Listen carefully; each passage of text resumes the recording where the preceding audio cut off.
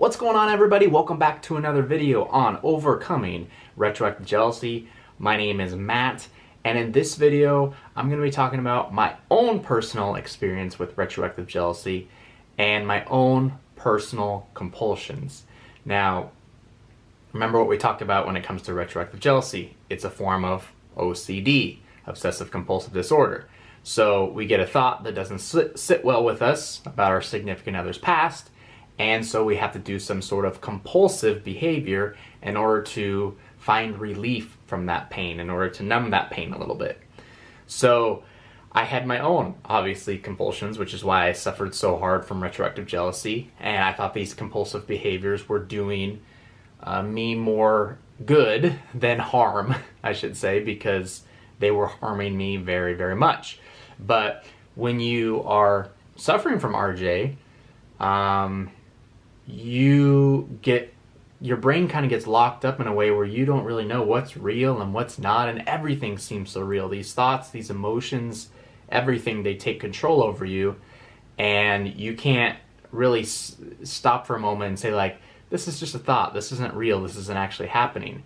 Your brain doesn't really allow you to do that, and it's hard for you to understand that. So I'm going to kind of break down my own personal compulsions and how I overcame those, and eventually that led me to basically the gateway to overcoming retroactive jealousy. So before we jump in any further, guys, if you could just take a quick moment and go ahead and smash that like button. This will help with YouTube's algorithm and get this video out to more people that do need to see it. And also, please subscribe to the channel if you have not done so already. You can click the notification bell and be notified each and every time I post a new retroactive jealousy video. And also, please check the links in the description below for my retroactive jealousy 7-day Road to Freedom Accelerator program.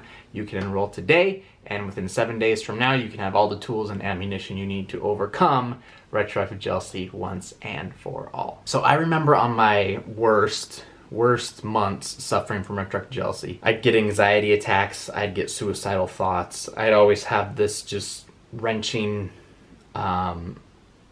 horrible, tight feeling in my heart, in my chest. It would be hard for me to take deep breaths. Just a lot of really, really scary things. And I remember even feeling tingles, like in my head. My head would feel tingly. My body sometimes would feel tingly. And these are just side effects of anxiety. And so I was suffering from huge bouts of anxiety while I was suffering from retroactive jealousy, just because I was constantly triggered and constantly doing compulsions and constantly trying to run away and find a way out when there actually is no way out. Well, there is a way out, but not a way where you can just run away from it. And one of the things that I did is I thought that I'd be able to think my way out of retroactive jealousy. I thought if I could just have some time, an hour, 2 hours, 24 hours, 48 hours, I could sit down in a room and just think my way out of this thing and rationalize everything, all these thoughts that are bothering me. I can just become okay with them. You know, if I thought my way into this, I can think my way out of it and everything will be perfect.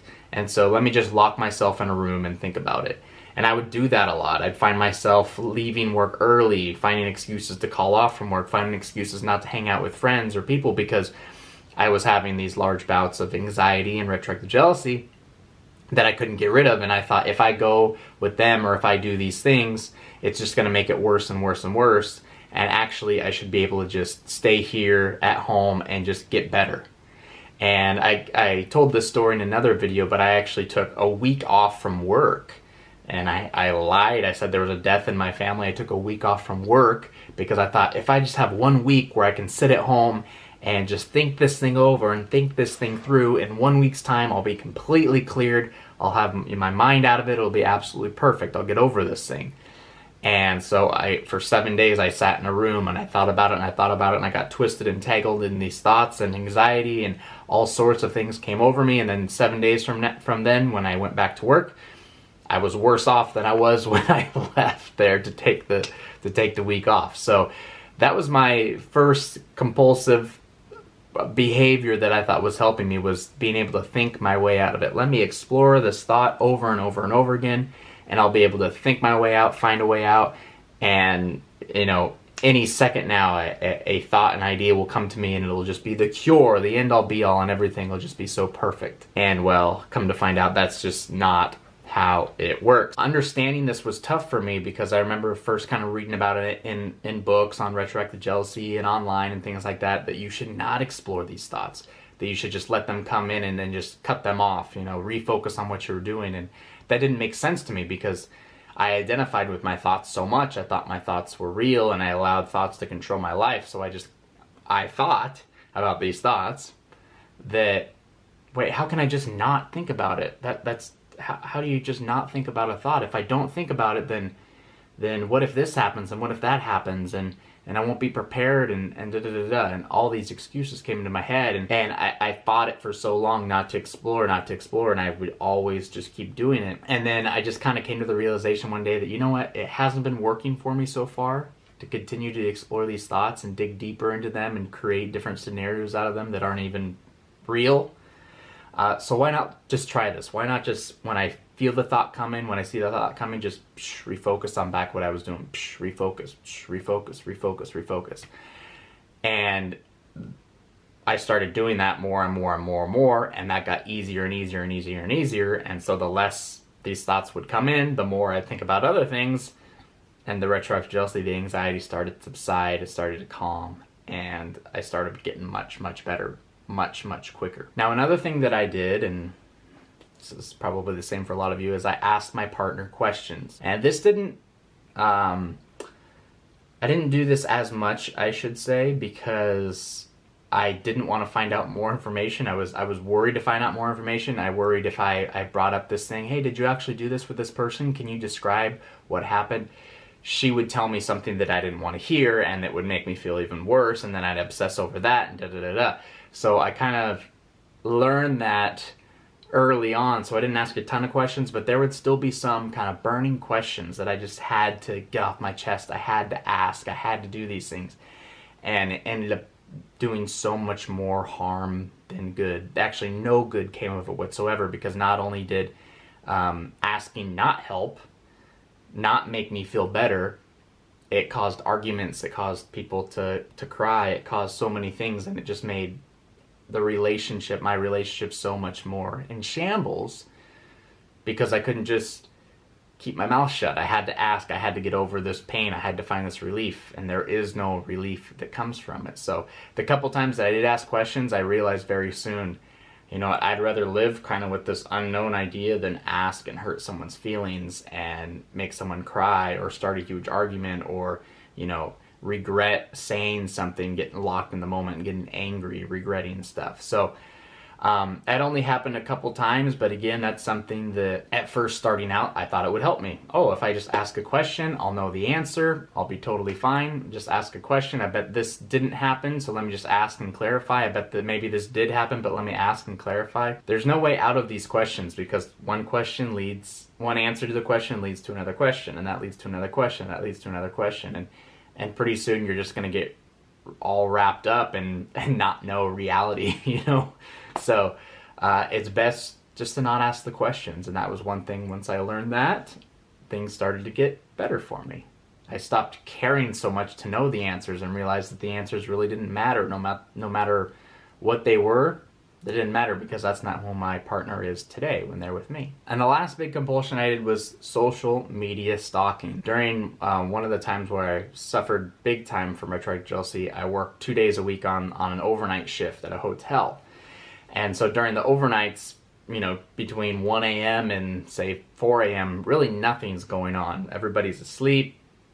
There's maybe only 5 people, actual employees working, like a security guard, a front desk person, a bell guy, maybe a custodian person.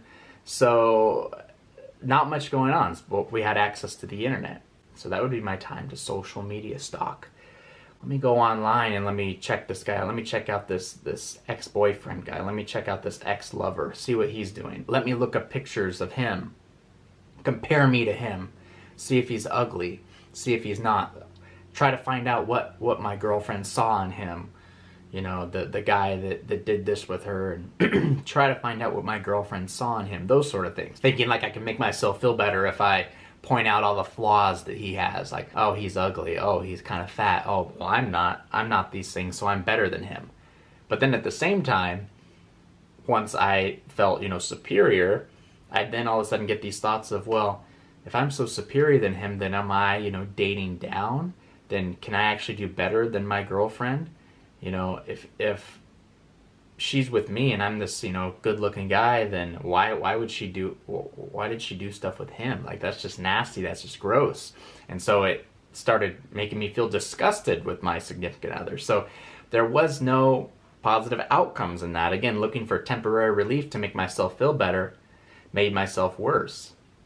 And that took a lot of time for me to get over and realize that this was actually happening, because every night I'd be going on there and I'd looking things up, or if I'd find out her Facebook password, I'd go on and look at old chats and see if they said the same things that we said to each other, as if it mattered. But I come to find out that it didn't. And once I stopped all that and realized that Jesus is hurting me, this is doing absolutely no good for me whatsoever. Like, this isn't even my life. This is her life before she met me. Has nothing to do with me at all. I backed off on that. And once I started backing off, I realized that, oh, I'm actually feeling better. I'm not having these compulsions, these ideas to just go and do this, to look other people up. So again, backing off from this social media idea and have to find these answers and search for them. When I stopped that, it really was kind of that snowball effect that I really needed, because now I wasn't exploring thoughts anymore. Now I wasn't asking questions anymore. Now I wasn't looking things up on social media anymore. I wasn't doing these things that would grow the retroactive jealousy and create more questions and more scenarios for me to look up and do compulsions and find relief and figure things out. Instead, it's a snowball effect. It's just the snowball is melting almost, right? Because there's no more power and energy feeding this retroactive jealousy, feeding these thoughts. There's nothing left at all, because I'm not thinking about it anymore. I'm not asking questions about it anymore. I'm not stalking people and trying to make myself feel better and this and that. So once those compulsive behaviors, those three big things, once I stopped those, that's when my retroactive jealousy disintegrated. So if you have some things that you know for sure, like, yeah, this is my compulsive behavior, this is what I do, you gotta stop. You really have to stop. If it's asking questions, the social media stuff, whatever it is, it will do you no good doing any of that stuff. Even if your mind is telling you, yes, you have to find out, yes, I'm telling you, yes, if you don't know this, you will die. If you don't know this, your relationship will end. That's a lie. That's your survival instinct coming out. But your survival instinct doesn't need to come out during something like this, because you're at no risk of being killed. You're at no risk of having to fight for your survival. So just keep that in mind. Anytime you feel like you have to do some compulsive behavior, that you need to find an answer, that you need to do anything, not doing it is the key out. Not doing it is how you overcome retroactive jealousy again and again and again. Cut off that energy that feeds the retroactive jealousy. Cut off the energy to those thoughts. Stop that snowball effect of thoughts building up, and let that snowball melt. And when that melts out and there's no more energy going to those thoughts, bang, you'll be free from the clutches of retroactive jealousy. So guys, if you like this video, please take just a moment and go ahead and smash that like button. That'll help get this video out to more people that need to see it. Also, subscribe to the channel if you have not done so already. Click the notification bell so you're notified every single time I post a new video. And once again, please check the links in the description below for my 7-day retroactive jealousy Road to Freedom Accelerator program, as well as the free Facebook group. So once again, guys, thanks so much for joining me, and we'll see you